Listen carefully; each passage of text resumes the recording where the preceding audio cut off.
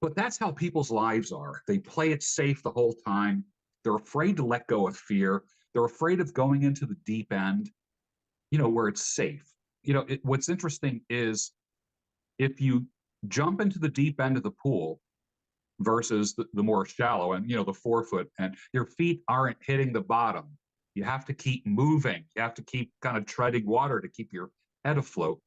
And we would much rather stay in the shallow end of the pool where our feet are touching the bottom of the pool and we're safe and we can move around freely and there's no challenge.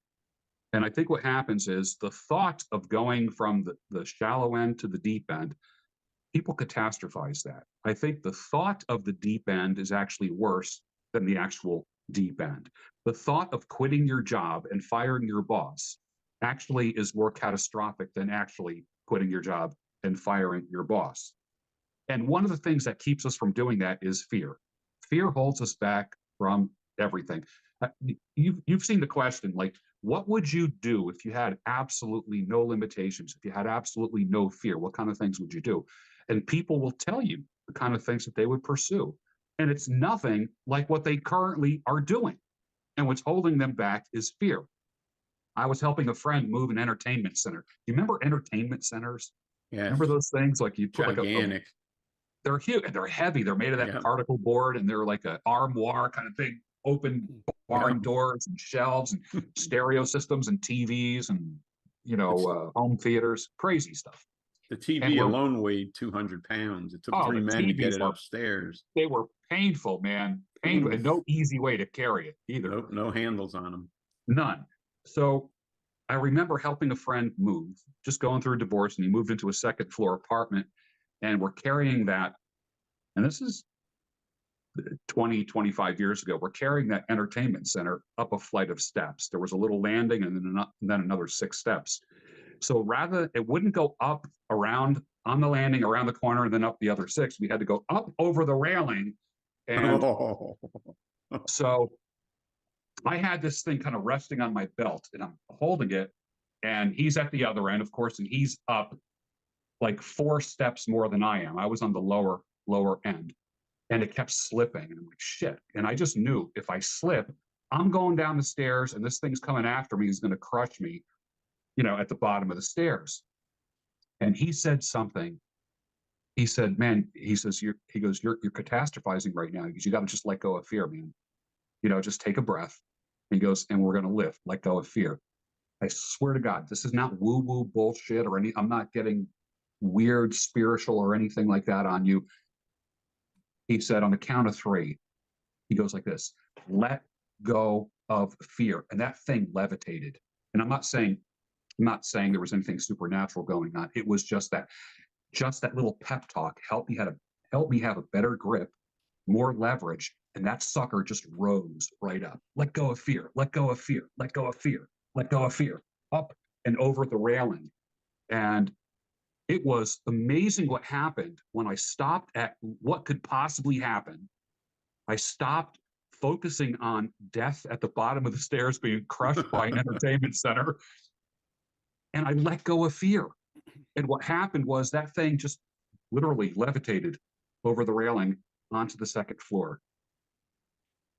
And it was because I let go of fear. What keeps people from firing their boss and quitting their job is like what our last episode said, the illusion of job security. And also letting go of fear. They want to stay in the shallow end.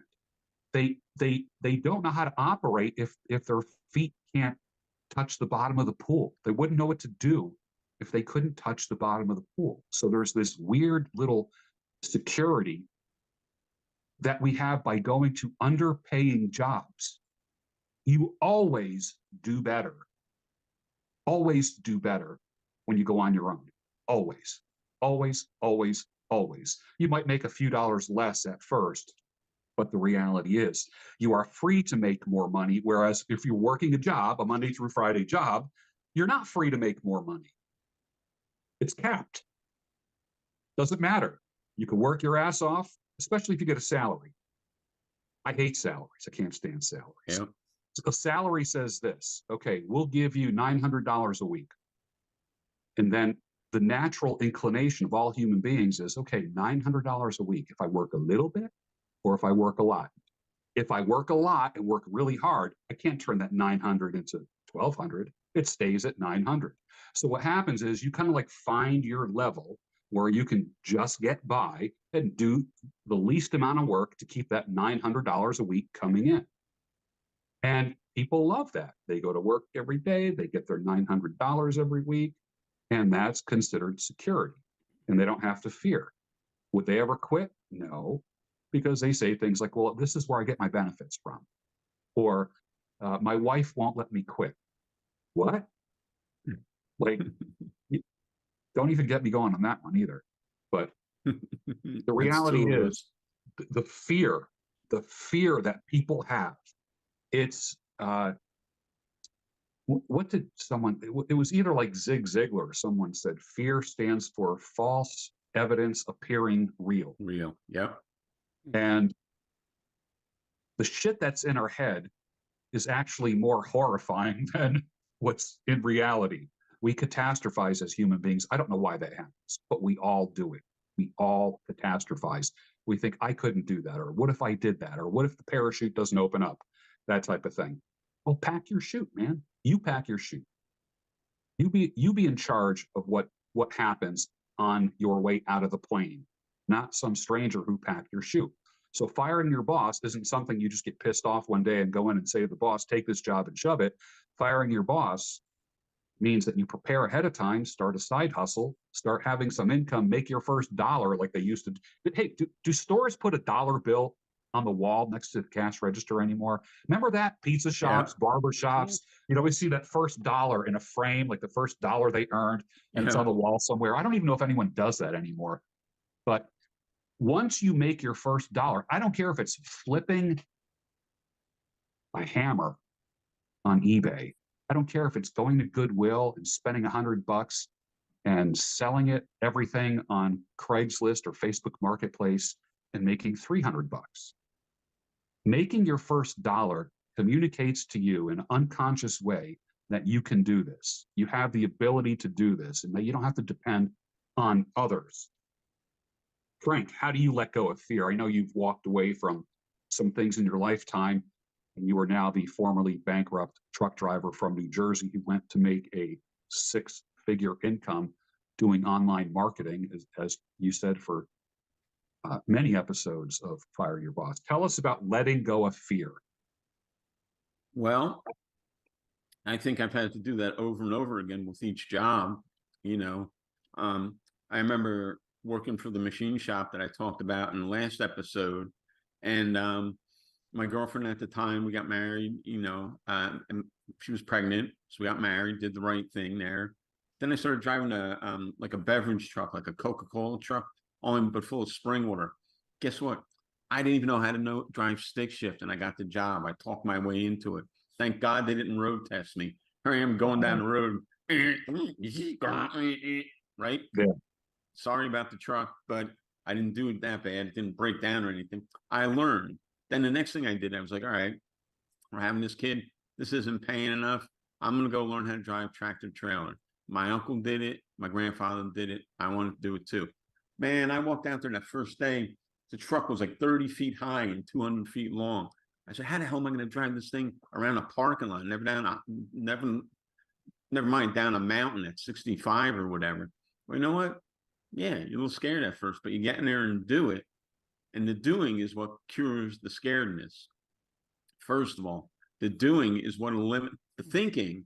You'll never think yourself out of being scared unless you're really good and that's sort of really in control of yourself. But the doing and just doing the freaking thing, jump out of the airplane, this and that. People want to stay in the shallow end of the pool. You know what happens when you dive into the shallow end of the pool where you think it's safe, or you jump into the shallow end of the pool? You bang your ass on the bottom and you break your back. That's what happens.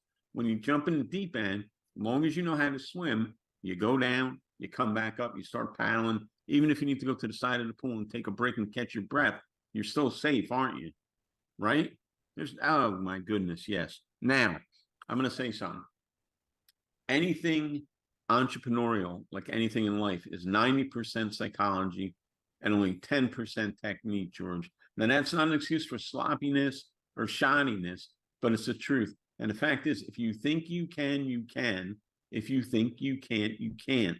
And first of all, I'm going to say two things here.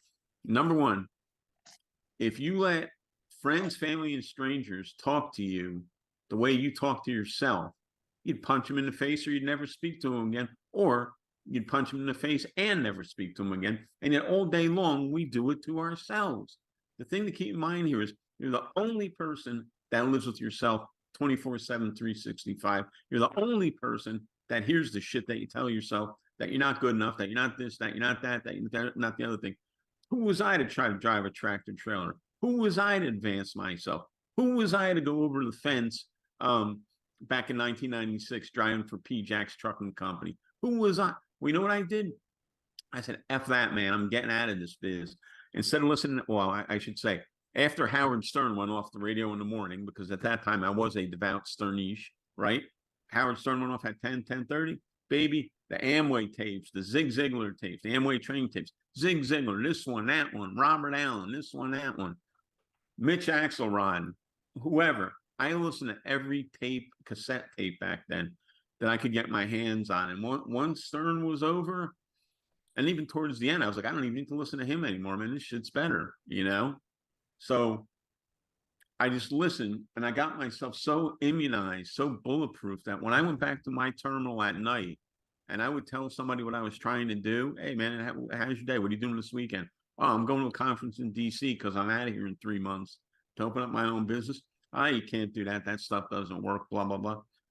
Dude, didn't matter. I was immunized. And you know, one of the most sad things I saw after I quit my job, I think I was driving on Route 287 in New Jersey at rush hour, but going the opposite way because I had somewhere to go. I see the same drivers and the same trucks stopped in the same traffic a year later that I would have been stuck in along with them. And my last part-time job, I love driving. I just didn't like working for other people. It figures the last job I have actually had a decent boss and I love the job, right? I quit in August of 96. They call me in November 96 and they go, Frank, I know you open your own business, but could you do us a favor and come back to work 2 days, 3 days a week? We have so much freight. We know you're a good driver. Can you just help us out? I'm like, babe, I would love to, but I am going to lose money to go to work for you. Right. And you don't think I could have said, oh, you know what? Maybe I want to keep that side business. You know, maybe I just should drive for them 1 day a week just to keep that franchise going. No, you're not. Well, last episode, you're not safe anywhere. I made my mind up. I do what the Vikings do. I burnt my boat. I wasn't coming back. You know, I wasn't coming back. So I'm just saying, other people talk to you like you talk to yourself, you would smack them with a wet fish and say, get out of here, man. That's what would happen. But you do it to yourself. I agree. You know, when I think about starting something, it takes risk. You got to risk. 2 stories here. I remember hearing on, I think it was the Rush Limbaugh show. He had a bunch of people, and he rarely did live things. He was a master of his own microphone and kind of playing the game on his own field. But one time he did a entrepreneurial show, and he had like 10 or 12 people in a semicircle sitting on like stools, like bar stools. And he had a microphone and he was asking questions to them, kind of like a panel thing. And he said, what is the number one quality, the number one that you need to have? What is the number one thing you need to do to succeed in business? And they were all very successful entrepreneurs. And he just handed the microphone to the first one. Then they went around. First person said, probably risk. Second person, oh, definitely risk. Third person, risk.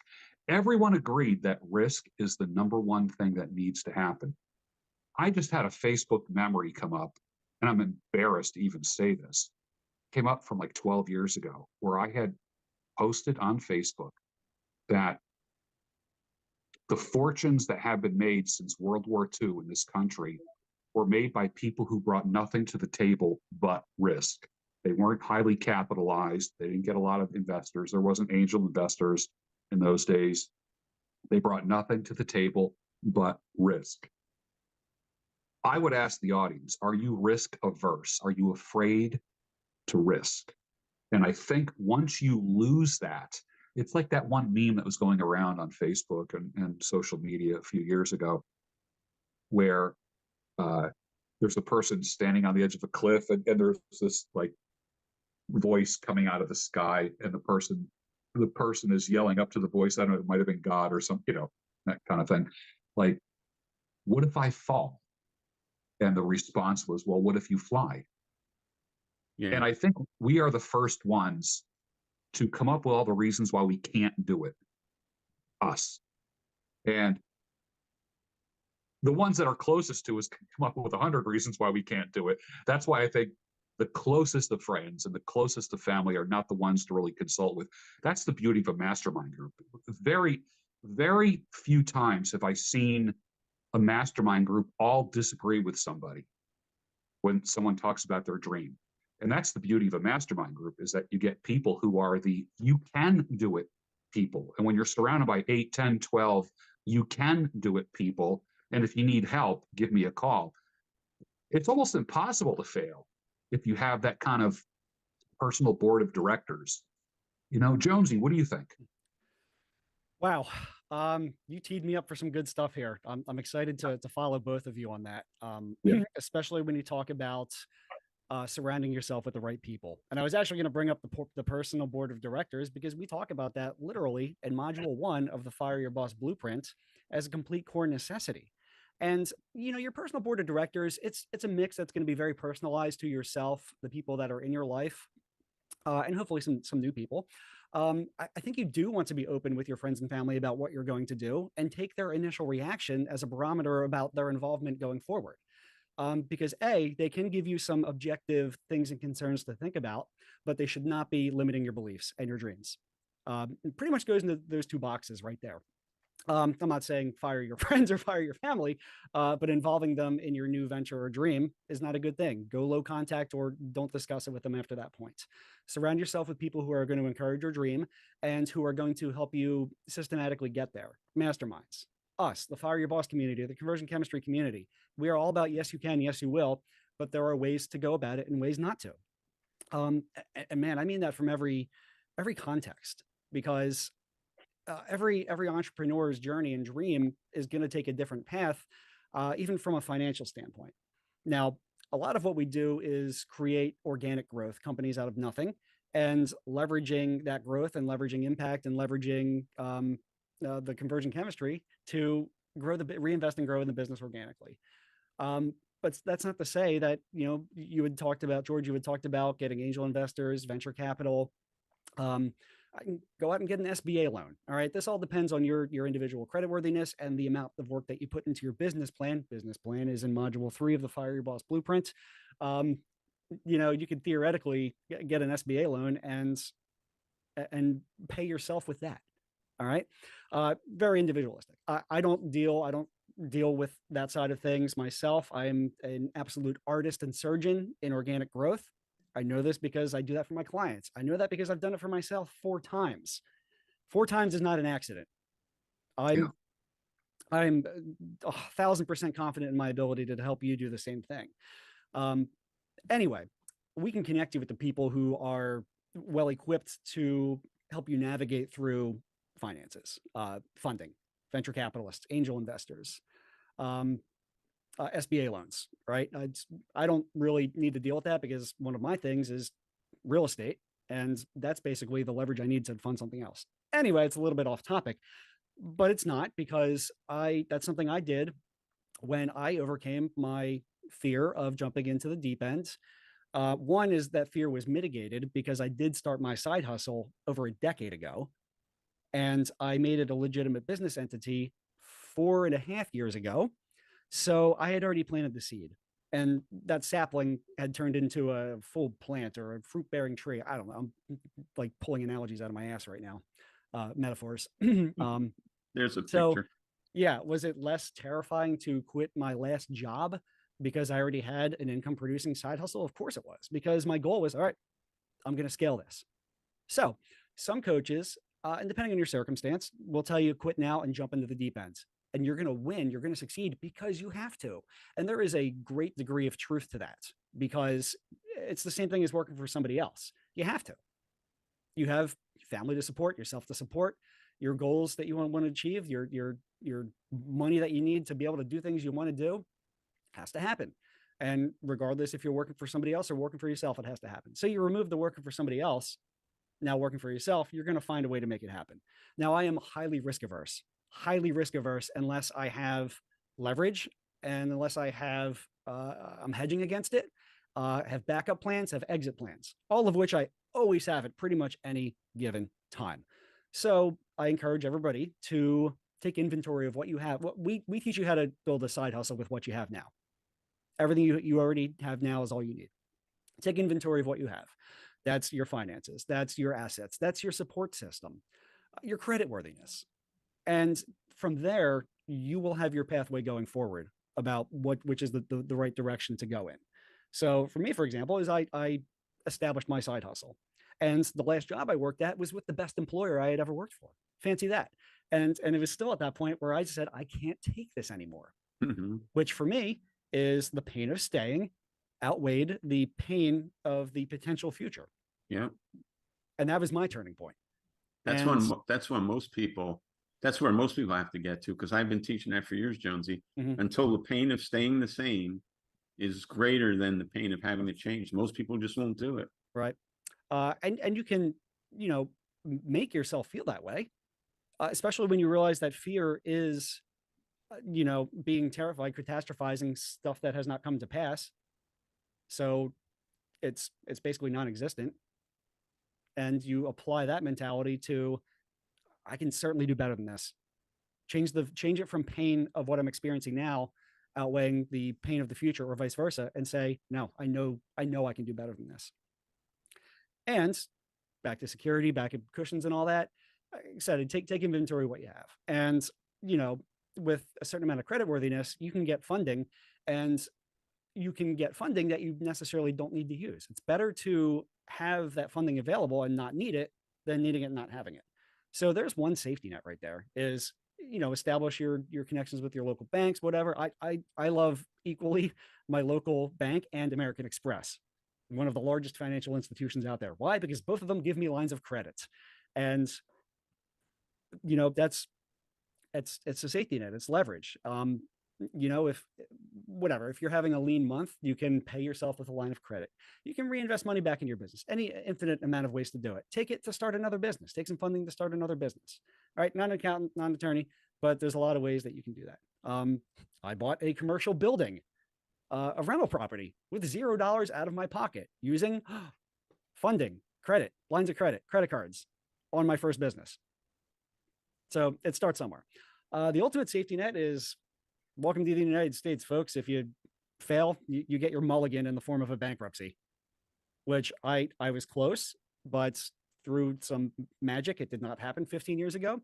And Frank, you wear that like a badge of honor. So I would actually implore you to give some anecdotes about, bankruptcy being the American mulligan. Is, if you fail, so what? Here's your fresh start. And I know it's not that clean cut, but it is the reality that you will not end up on streets due to the bankruptcy laws. No, and I tell you what, it was embarrassing at the time, but I didn't even want to do it. My ex was like, listen, we paid all these people. You've tried all these things. They've already made all the money that you owe them. Now it's just like 20 and 30% interest you're giving them. And it took me a while because I was proud. I didn't want to go bankrupt. But you know what? 2-3 years later, we had a brand new house in the Pocono Mountains of Pennsylvania. And yeah, I had to put 20% down instead of 5% because I was self-employed. Not because I had gone bankrupt 3 years ago, but because I was self-employed. So right there, what does that say about the banking industry? They think it's better to go bankrupt than to try to open your own business. It's less risky. They can understand going bankrupt. And it was my get out of jail free card. I didn't take it lightly. I'm a guy, man. I like to create and build. I don't want to tear down and wreck, and it felt like I was giving up on everybody. So I had to get my head around that. But you know what? Two best career moves I ever made in my life. Well, 3. 1, going bankrupt. 2, learning how to drive a truck and a tractor trailer. Because now you got the bankrupt truck driver. And then number 3 is firing my own boss. And like you, and I've said this before, my last boss was great, I wish I could find him now. I would honestly send the dude a thank you card and say, you know what, man, I was there 2 years part-time. You were so nice to me. You were fair to me. And when they needed something extra, like I remember one night, it was like Friday night. I was in Jersey City, 5, 6 o'clock at night. They go, hey, we need you to run out to Bloomsburg, Pennsylvania, which is about a third of the way across PA, drop an empty trailer and come back here. You think I want to do that on a Friday night for anybody? No, this guy did it for him because that's how good a boss he was. And I still had to let him go because he was cramping my financial style, y'all. All right. There So you here go, we go. Jonesy. Letting go of fear was the topic and wading into the deep end. Give me, Frank, give me an action item for the audience, something that somebody can act on, let's say as early as today. What can a person do today after listening to this podcast to help them let go of fear and get themselves into the deep end and start experiencing the rewards of not working for a boss? Give an action item. Well, they can go to the library, a used bookstore, or Amazon, and they can buy this book here, What to Say When You Talk to Yourself by Shad Helmstetter, and they can start reading it and highlighting it and taking freaking notes and acting on it. That's what they can do. Or they can go to a used bookstore, library, or Amazon and buy The Power from Rhonda Byrne. These two books, I mean, I got a bunch of them here, but you see how they're always within arm's reach, George? Yeah. If I have to reboot my computer, you know what I do? Here's what I do, man. That's what I do to my books. See all that highlighting, right? So then I can go back, and when I'm rebooting or I'm waiting for somebody to call me back, I'll spend 3 to 5 minutes just petting myself up, even 28 years in the game. Because again, the only person that can talk me out of success or into success is me. And the sooner you learn that, dear listener, the better off you're going to be. The only person that can screw up your life is you. Other people can give you hiccups and bumps in the road, but the only person that's going to knock you down flat is yourself and your own self-confidence and your own belief in yourself. Jonesy, give us an action item. Wow. I got to follow that. Action item. Start creating some fear busting routines. Do something tomorrow, do something tonight. It's Friday. These episodes drop on Friday, right? Fire Your Boss Fridays. Go do something different that you've never done before. And this will get you into the mindset of, hey, I survived that. I didn't do it for whatever reason. Go to Top Golf, go play some pickleball, go to karaoke, join a book club, something that's a little bit out of your wheelhouse. That's something you've never done before, and therefore probably a little bit uncomfortable. You're going to survive it. You're going to, open up some new neural pathways that let you experience something new, and it'll be exciting. And you haven't done it before, and you build on that. You repeat that, small steps at a time. Then you set your date, your freedom date. So 2-parter, 2 things you're going to do. I like that. I remember in the movie, I think it was called Three Kings, George Clooney, Spike Jonze, and Ice Cube. And there was a scene in there where they were under fire and they had to get from point A to point B. And one guy said, he says, I'm scared, I can't do it. And he says, it doesn't work like that. He says, you have to do what scares the shit out of you, then you get the courage. And I'll never forget that. And that movie must have came out maybe in 1990. It's not a new movie. It's been around for a while. Mm-hmm. Doing what scares the shit out of you, then you get the courage. You don't wait to get the courage first. You don't generate or psych yourself up and then do it. You do it, and then you realize, well, that didn't kill me. It was almost like, like a jumping in the pool, and the kid says, I can't do it. The parent says, just jump in. And then the kid does it, and then the parent always says, no, it wasn't that hard now, was it? And 9 times out of 10, what you want to do isn't that hard. So I will echo Jonesy and say, set a date. If there's no date on it, it's just a nagging wish. My date for leaving what I want to do is January 1st. If I can do it by November 1st and December 1st, I will. But the long date for me is January 1st. And it's kind of like do or die. And do I get a little bit nervous about it? Yeah. But I think the thought of it is actually worse than it. That's what I think. I'll give you gentlemen the final word. You know what? It is. This journey is like jumping in the pool. once you do it, you're going to realize you survived and it ain't so bad. And actually, it's kind of nice because now I'm swimming freely, and then you're never going to get out of the pool. Mm. For me, I would say just remember what I said before. If anybody else was to come up to you and say the stuff that you tell yourself about yourself, you would punch them in the face and you'd never speak to them again. So that book that I showed you, What to Say When You Talk to Yourself, that's not just window dressing or some airy-fairy stuff. That book teaches you to look in the mirror and say, I love you. I believe in you. You can do this. I know you can do this. We've all got that wounded inner child, whether we want to admit it or not. That book picks him up or her up, brushes them off, brushes their shoulders off, stands on her feet, and moves them forward. It's the same thing with the power, just vibrating, not woo-woo wise, but energetically on the right level. We could talk about that some other episode, but it's time to go. I like that. Gentlemen, thank you for spending time with us today and with the audience, the friendly acquaintances that are out there. I would say set a date, 3 months, 6 months. We are here for you. Go to fireyourboss.win, use the promo code Bruno, and you'll get 75% off. Yes, 75% off. Check it out, fireyourboss.win. Thank you, Frank. Thank you, Jonesy. And we'll see all of you on the next episode of Fire Your Boss.